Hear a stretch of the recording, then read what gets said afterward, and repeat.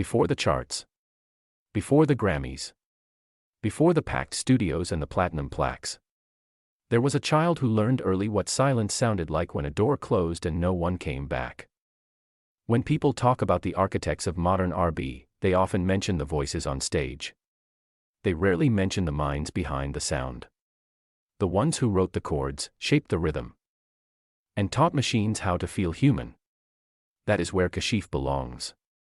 Over 4 decades, his work sold tens of millions of records. His songs launched careers. His ideas changed how music was made, recorded, and understood. Yet his name often lives in liner notes, not headlines. This is not a story about overnight success. It is a story about survival. About a boy who moved through foster homes before he learned multiplication. About a man who built music, books, classrooms, and even software to protect artists who came after him. So here is the question that stays with us. How does someone who started life with nothing but uncertainty end up shaping the sound of a generation? Only to be quietly overlooked when the credits roll. That answer begins long before the music ever played. He entered the world in Harlem, on December 26, 1956, with a name he would later leave behind. Born Michael Jones, he never knew his father. His mother was incarcerated at the time of his birth. That was all the information he would ever have about his parents. At 4 months old, he was placed into foster care. What followed was not stability, but survival. One foster family locked him in a closet during school hours, letting him out only when the house was full again. Another abandoned him inside a department store, leaving him to sit quietly all day, telling strangers he was waiting for his mother to come back. In another home, the abuse turned physical. He was tied to pipes in a basement. He was beaten. Hot water was thrown in his face. By the age of 6, he had been moved through 8 foster homes. Then, in Brooklyn, something changed. A foster family finally treated him with kindness. For the first time, he felt what it meant to belong somewhere. And in that space of safety, something else entered his life and stayed. Music. Jazz became his escape. He listened closely to artists like George Benson and bands such as Weather Report. Later came the influence of funk and soul, sounds that carried both complexity and warmth. Music was not just entertainment. It was structure. It was order in a life that had known very little of it. In elementary school, he picked up a small toy flute.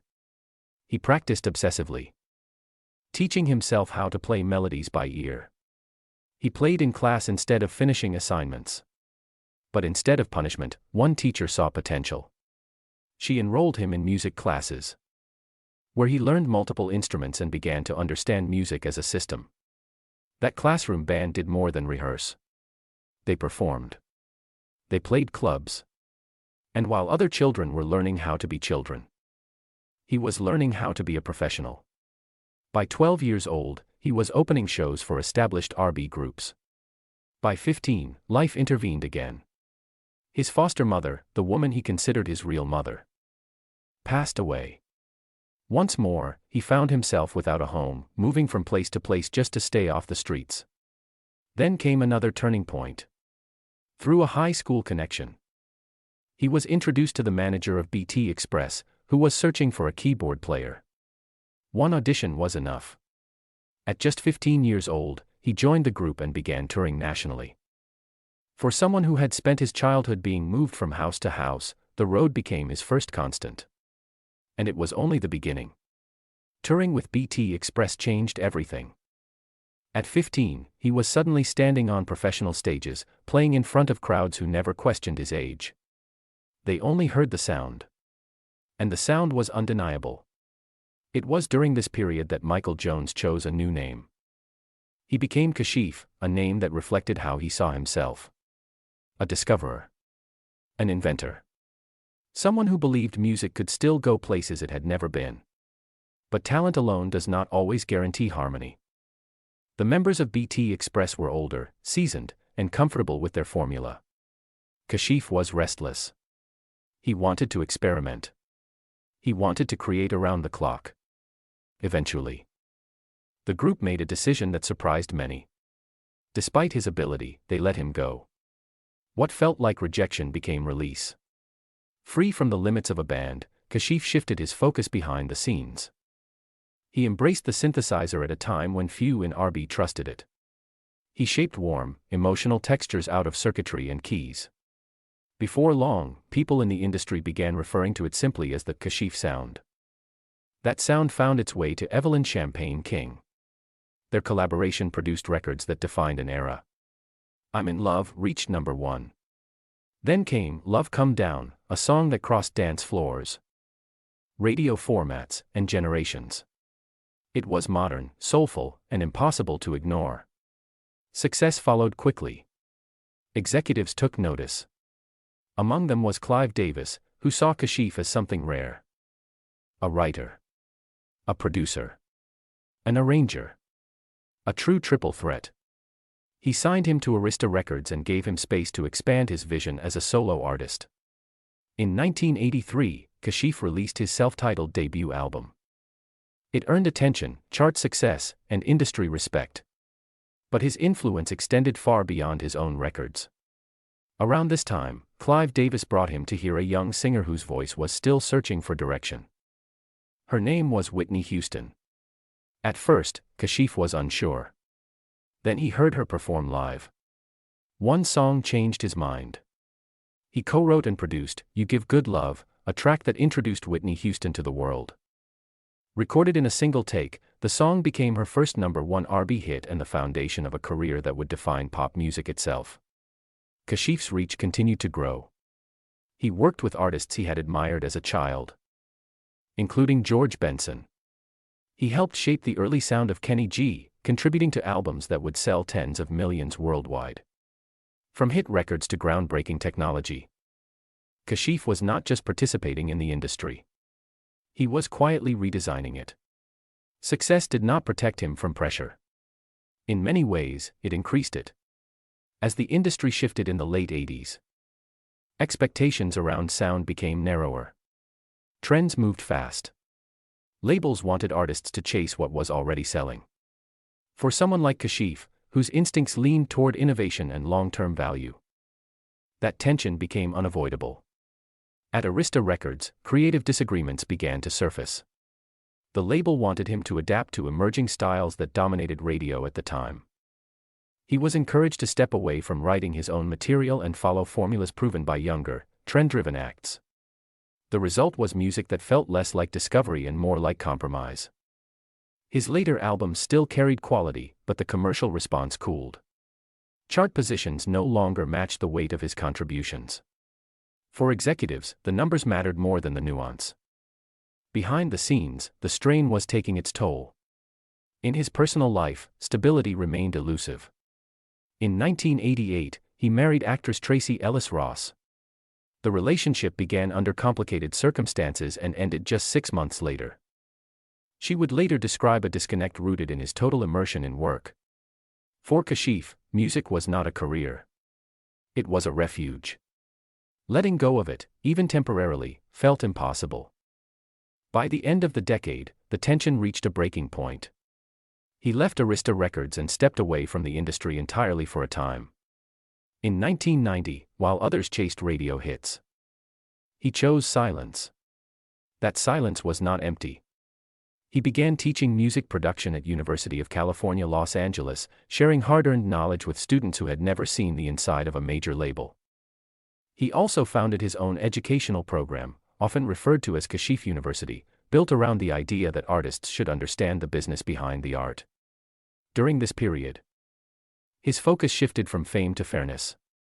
Years of watching artists sign deals they did not fully understand had left a mark. He had seen careers rise and collapse over royalty statements no one could explain. He had watched talent outpace compensation. And he knew the system was not broken by accident. The turning point came in 1997, when he became the victim of an incident with the Los Angeles Police Department.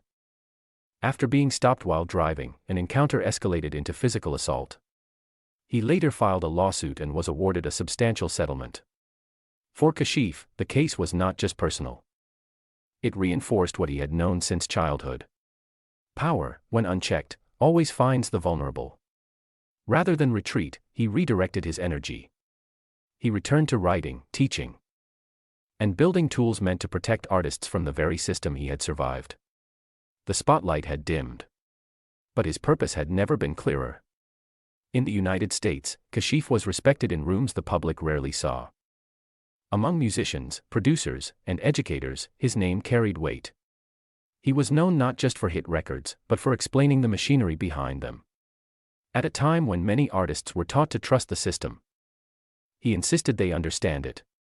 That belief led to one of his most lasting contributions.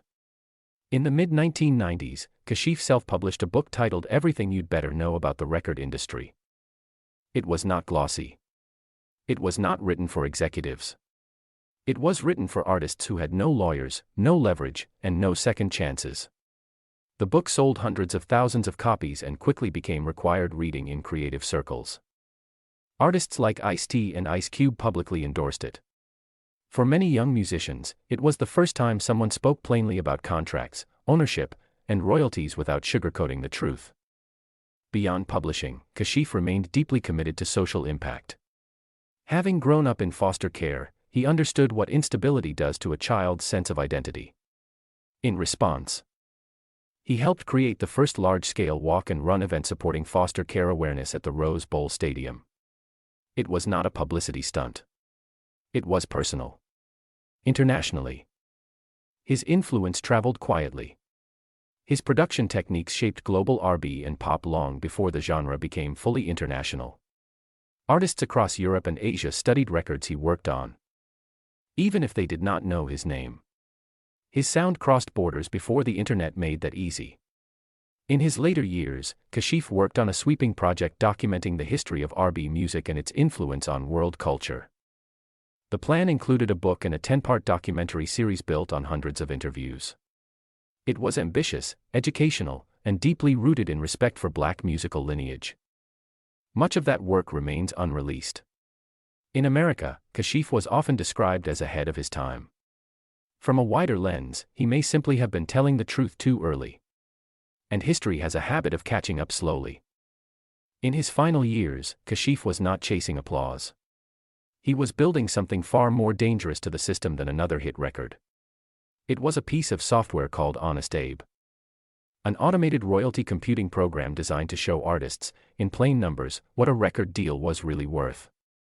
It could calculate royalty rates, project future earnings, flag discrepancies, and warn artists before they signed contracts that would follow them for life. For an industry built on confusion, transparency was a threat. Kashif believed artists deserved to know when they were owed money. He believed creativity should not require ignorance as a condition. He priced the software affordably, not for corporations, but for individuals trying to survive.